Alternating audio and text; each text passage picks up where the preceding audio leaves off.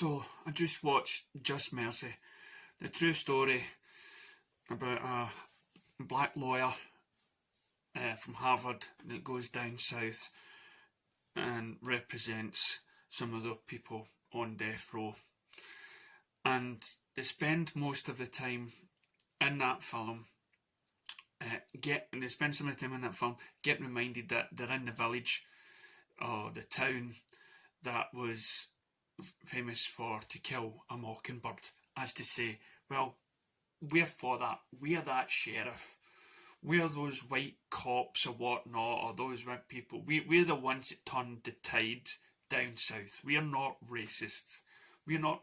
But all throughout the film you realise they are racists and they don't know it. There's one white cop who probably came across in the prison cell that first of all started, but then he realised that the guy was basically innocent, and his demeanour towards the people changed. But as I sat there and I watched the injustice from the sheriff to the lawyer, and this is what for me made the movie. There was a scene between the coloured. I hate saying colour, but I have to describe it. Change of colour, right? One was coloured, which was white, and the other one was coloured, which was black, right?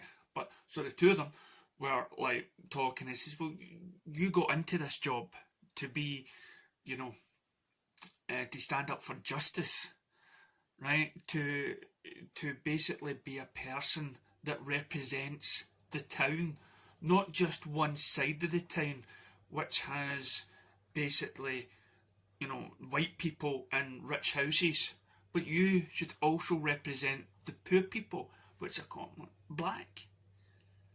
That is justice, to represent, not caring what one side thinks, but what all, and what is true. What is true in the justice system." So that got to me. That got to me. The writer was,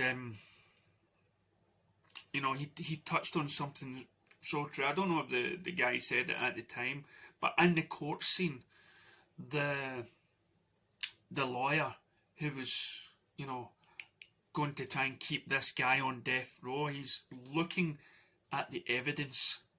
He's looking at it, and he knows deep down, in order to be justice, in order to be the person he probably set out when he started down this career, that he had to be, he had to do the right thing, and he had to swallow his pride and step down and admit that, and retire the case and let this man go free. And that lawyer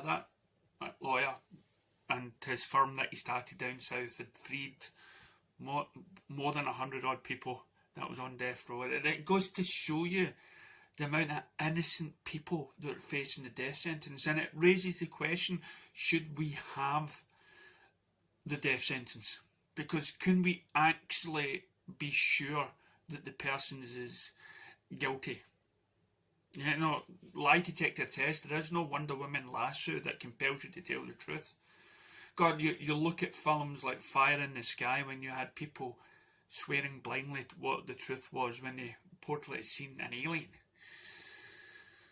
and the past, and still people choose not to believe that. So that is kind of reason why there is no justice in the death penalty. And it's like today's world where, scalping a child and hitting a child is now thought of as barbaric and shouldn't be allowed. But at the same time, you're forced to then play psychological games with the kids in order to punish them.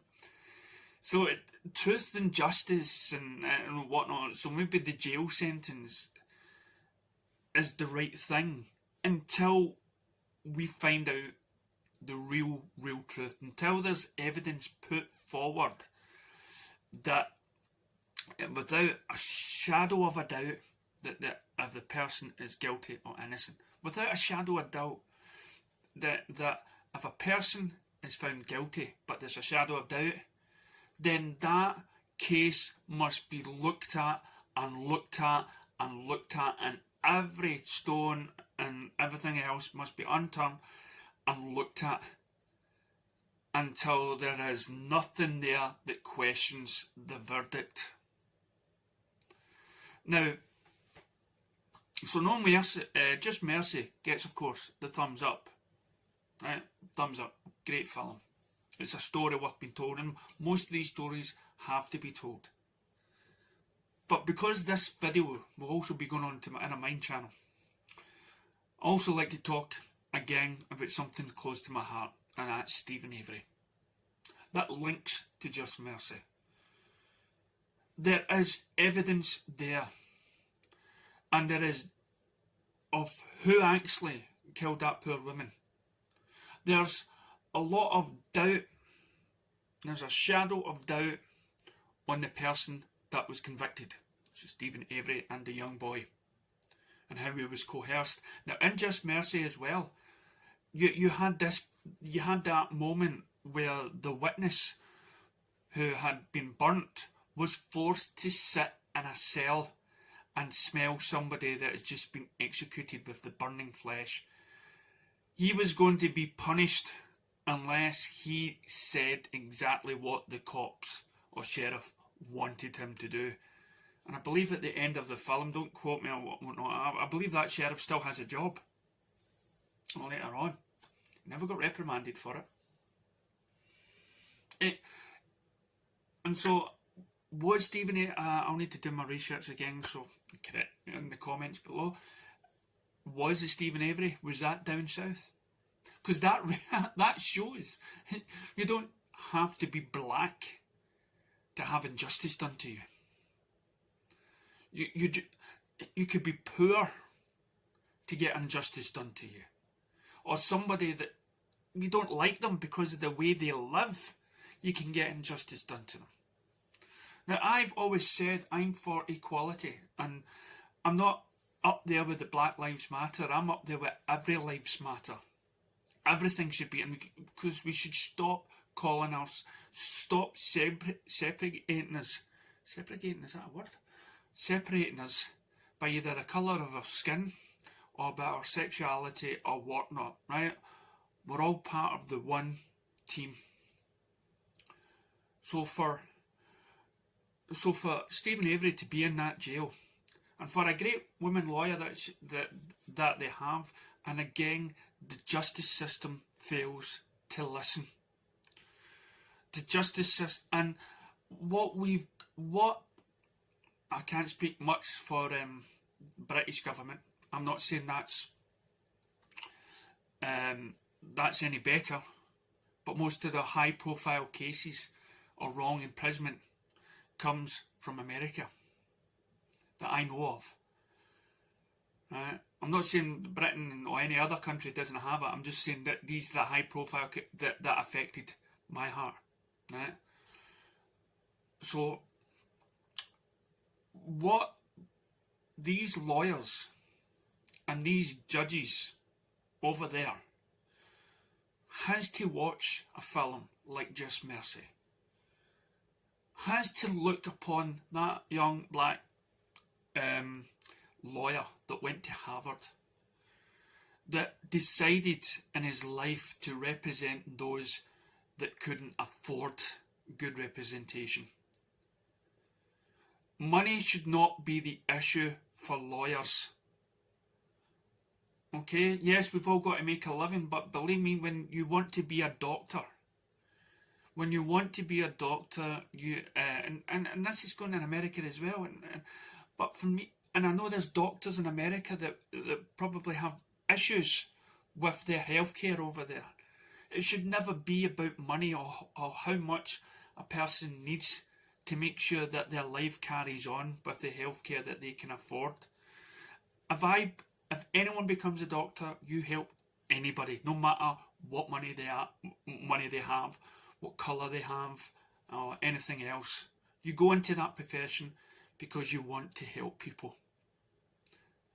So when you go into the law system and you become a lawyer, please tell me that you're going into this law system wanting to help people and make sure that what you're doing is right. When you become a judge, you're willing to overlook other judges' verdicts, because you yourself need to be 100% sure that you have looked under everything, that you have given every single person, doesn't matter how many trials or whatnot that happens through that course, but you have the right people in your prisons, and that those people that have been harmed or have been killed, that those people have the right justice. And this is the thing as well in Just Mercy that mirrors Stephen Avery in a way, is they just wanted somebody to pay. The families wanted to have somebody in jail so they felt like they get justice. But surely, and I'm talking to any family out there whose own daughter or son has been killed, wouldn't you want the right person behind the bars? Wouldn't you want even the person you believe to be given the same, the same person that said, oh, he's did it or he's that? Wouldn't you want the best thing for both sides so you can go home at night and sleep knowing that both sides had a fair trial and the verdict is there? You don't just put your head on the pillow. And I'm talking about victims' families, I'm talking about judges, lawyers, everybody. Do not put your heads down on a pillow and close your eyes and believe you've done the right thing. Right? Now, if there is, and stop trying to save face by the guy that somehow got this person into jail, when we know technology and advanced medicine or whatnot could probably prove you wrong further down the line. Please, America, Britain, the whole world, whatever profession you've chosen to do, go for the best. Go put your whole heart and soul into it, without any prejudice, without anything. And if any shadow of a doubt enters your mind, then give that soul another chance, then another chance, and then another chance, until finally everything is exhausted. Don't just look at a case file or a job or somebody lying on a bed and think you know everything, and then just go and pass it on. Don't be the big shot. Listen to other people's ideas and views. Hear them out. Right? You're not God. And that's what people are playing at. Doctors and lawyers and everything else. Some people believe that they're gods. Don't be a god. Be a human. Look at, have a bit of humanity in you. Start questioning things. Start questioning yourself. Start questioning what you think. Just like that lawyer did in Just Mercy, when he had to choose between his face or why he got into his profession. Thanks very much for watching.